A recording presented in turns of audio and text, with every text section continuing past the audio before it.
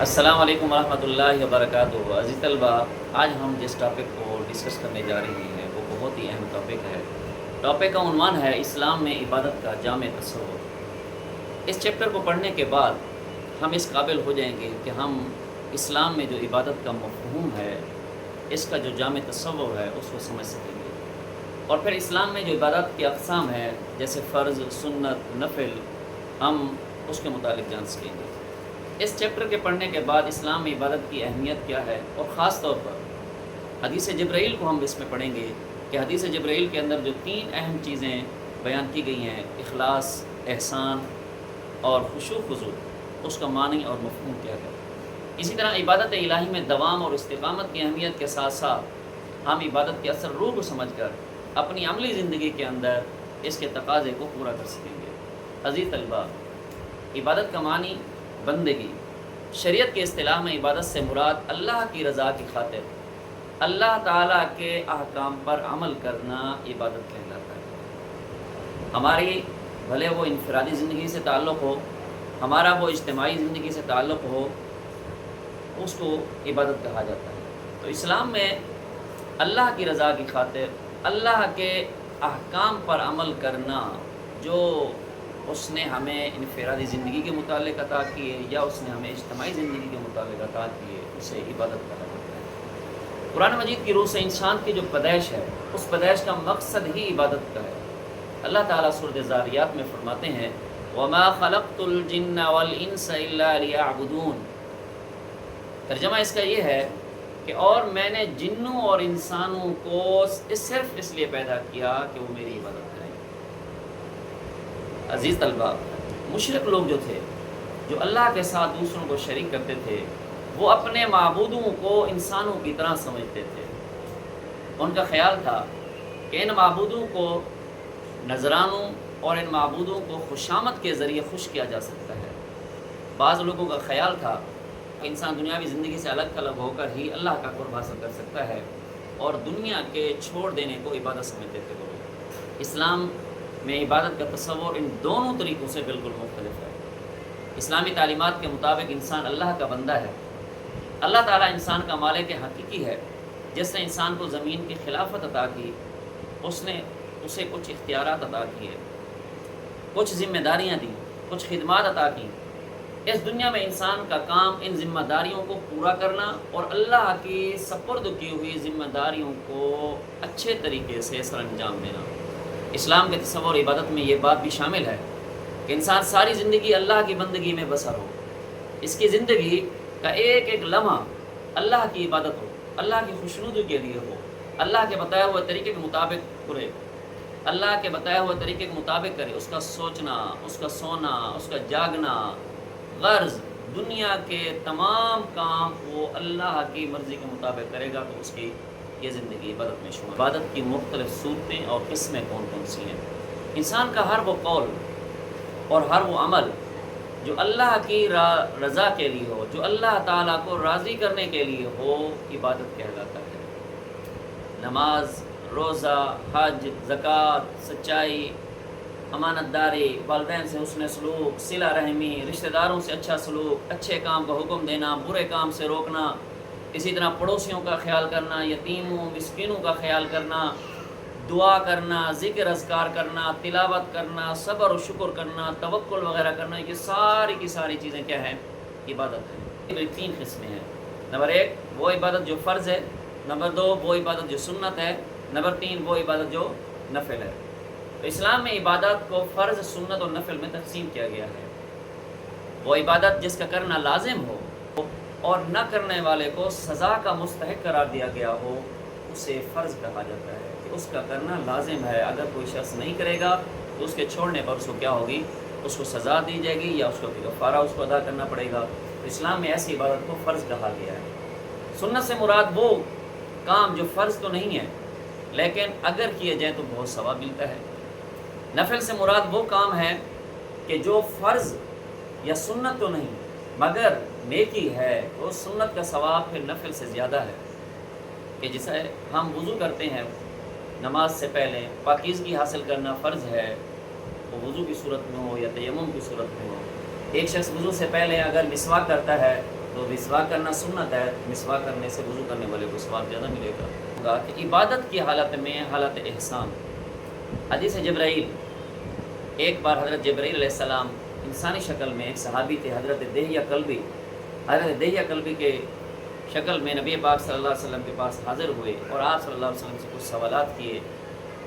آپ صلی اللہ علیہ وسلم سے جو انہوں نے سوالات کیے، ایک سوال انہوں نے یہ کیا کہ احسان کیا ہے. تو احسان کے بارے میں آپ صلی اللہ علیہ وسلم نے فرمایا کہ احسان یہ ہے کہ تم اللہ کی عبادت اس طرح کرو کہ گویا تم اسے دیکھ رہے ہو. اگر تم اللہ کو نہیں دیکھ رہے، اگر تم یہ تصور نہیں ہو سکتا، یہ کیفیت پیدا نہیں ہوتی تمہارے اندر، تو کم سے کم یہ یقین کر لو کہ اللہ تمہیں کیا ہے، دیکھ رہا ہے. اس حالت کو کیا ہے فرمایا، احسان کی اس کیفیت، احسان کی یہ کیفیت انسان کو اس وقت حاصل ہوتی ہے جب وہ خشوع خضوع اور اخلاص کے ساتھ کوئی کام کر رہا ہو، اللہ کی عبادت کر رہا ہو.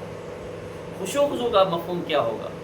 خشوع خضوع کا مفہوم یہ ہے کہ انسان عبادت اللہ سے ڈرتے ہوئے، اس کی عظمت کا احساس اپنے اندر پیدا کرتے ہوئے کرے. جب اس کی عظمت کا احساس پیدا ہوگا تو انسان کی کیا ہوگا، خشوع خضوع حاصل ہوگی. تیسرے نمبر پہ اخلاص کا معنی یہ ہے کہ انسان عبادت صرف اور صرف اللہ کی رضا کے لیے، صرف اور صرف اللہ کی رضا کے لیے کرے. عبادت میں دکھلاوا نہیں ہو، عبادت میں ریاکاری نہ ہو.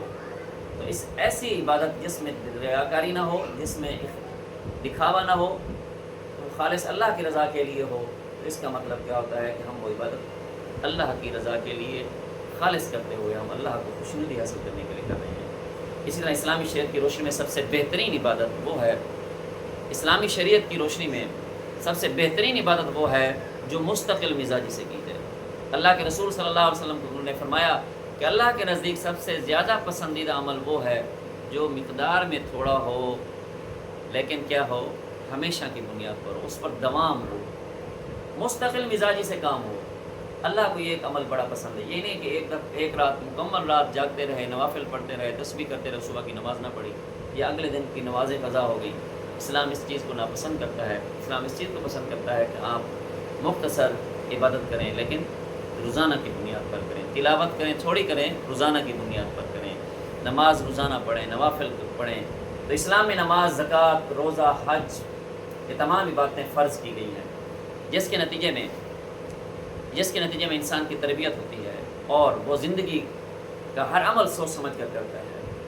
اسی بنا پر ان فرض عبادات کو ارکان اسلام کا حصہ قرار دیا گیا. نماز انسان کے ذہن میں، اب نماز کے فائدے کیا ہیں، نماز پڑھنے سے ہمیں کیا حاصل ہوتا ہے؟ تو نماز انسان کے ذہن میں یہ احساس پیدا کرتی ہے کہ وہ اللہ کا ایک عاجز بندہ ہے. نماز انسان میں فرض شناسی پیدا کرتی ہے. نماز انسان میں ضبط نفس اور مساوات کا یقین پیدا کرتی ہے. زکوٰۃ سے نہ صرف مال پاک ہوتا ہے بلکہ اس سے جو بہمی تعاون ہے وہ جذبہ پروان چڑھتا ہے، بہمی تعاون کا جذبہ پروموٹ ہوتا ہے. اور روزہ احساس زندگی، احساس بندگی، قانون کی پابندگی، دوسرے انسانوں سے ہمدردی کا احساس انسان میں پیدا کرتا ہے. اسی طرح حج امت مسلمہ کے اتحاد کا درس دیتی ہے اور انسان میں اللہ کی رضا کے لیے جانی اور مالی قربانی کا جو جذبہ ہے وہ حج سے پیدا ہوتا ہے. اسلام میں عبادت کے اور بھی بہت سارے مقاصد ہیں. اسلام عبادت کا مقصد یہ بھی ہے کہ انسان ہر کام میں اپنے آپ کو اللہ کے سامنے جواب دہ محسوس کرے. یہ سب سے بڑا مقصد ہے اسلامی عبادت کا کہ وہ اپنے آپ کو اللہ کے سامنے جواب دہ محسوس کرے.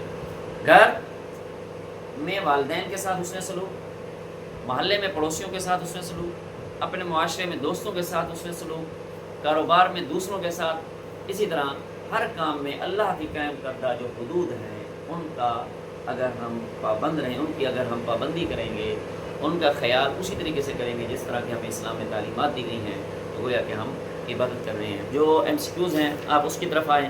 تو اس کا چیپٹر کا ایم سی کیوز میں آپ سے سوال کرتا ہوں. ایک پہلا سوال ہے کہ عبادت کا لفظی معنی کیا ہے؟ عبادت کے لفظی معنی کے 4 آپشن ہیں. نمبر 1 بندگی، نمبر 2 روکنا، نمبر 3 ذکر کرنا، نمبر 4 مانگنا. تو درست جواب کیا ہوگا یہ آپ سوچئے کہ عبادت کا لفظی معنی ہے بندگی. جاہلیت اور اسلام کا تصور عبادت کیا ایک جیسا ہے، مماثل ہے، بالکل مختلف ہے یا انوکھا ہے؟ تو جاہلیت اور اسلام کا تصور عبادت بالکل مختلف ہے۔ حدیث جبرائیل علیہ السلام کے مطابق حضرت جبرائیل علیہ السلام حاضر ہوئے اصل شکل میں، انسانی شکل میں، پرندے کی شکل میں یا روح کی شکل میں۔ تو حضرت جبرائیل علیہ السلام حاضر ہوئے انسانی شکل میں۔ حج عبادت ہے، بدنی عبادت ہے، مالی عبادت ہے، بدنی اور مالی دونوں عبادت ہے، یا پھر نفلی عبادت ہے؟ تو حج کیا ہے؟ یہ بدنی اور مالی عبادت ہے۔ آخری MCQز ہے، رشتہ داروں سے اچھا سلوک کیا کہلاتا ہے؟ تو رشتہ داروں سے اچھا سلوک قطع رحمی کہلاتا ہے، کیا صلہ رحمی کہلاتا ہے، یا رواداری، یا میان روی؟ تو رشتہ داروں سے اچھا سلوک صلہ رحمی کہلاتا ہے۔ مختصر جواب میں دینا ہے کہ عبادت کا کیا مفہوم ہے؟ تو عبادت کا مفہوم یہ ہے کہ عبادت کا معنی بندگی۔ شریعت کی اصطلاح میں عبادت سے مراد اللہ کی رضا کی خاطر اللہ کے ان احکام پر عمل کرنا جن کا تعلق ہماری انفرادی اجتماعی زندگی سے ہے۔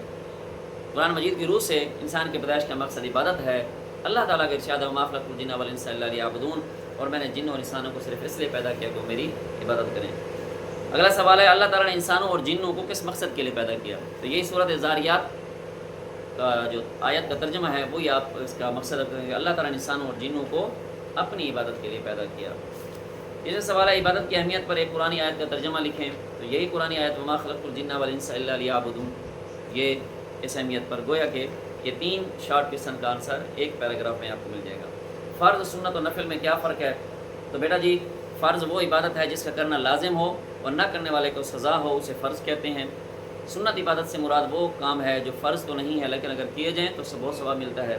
نفل سے مراد وہ کام جو فرض یا سنت تو نہیں مگر نیکی ہے، سنت کا ثواب نفل سے زیادہ ہے۔ آخری سوال ہے، احسان سے کیا مراد ہے؟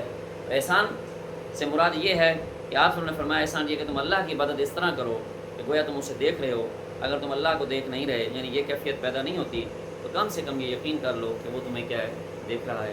تو انشاءاللہ اس کے جو اضافی شارٹ کویشچن ہوں گے وہ آپ کو ڈسکرپشن میں مل جائیں گے، آپ وہاں سے نوٹ کر لیجئے گا اور مجھے ان کے جوابات آپ پرسنل سینڈ کر سکتے ہیں۔ جزاکم اللہ۔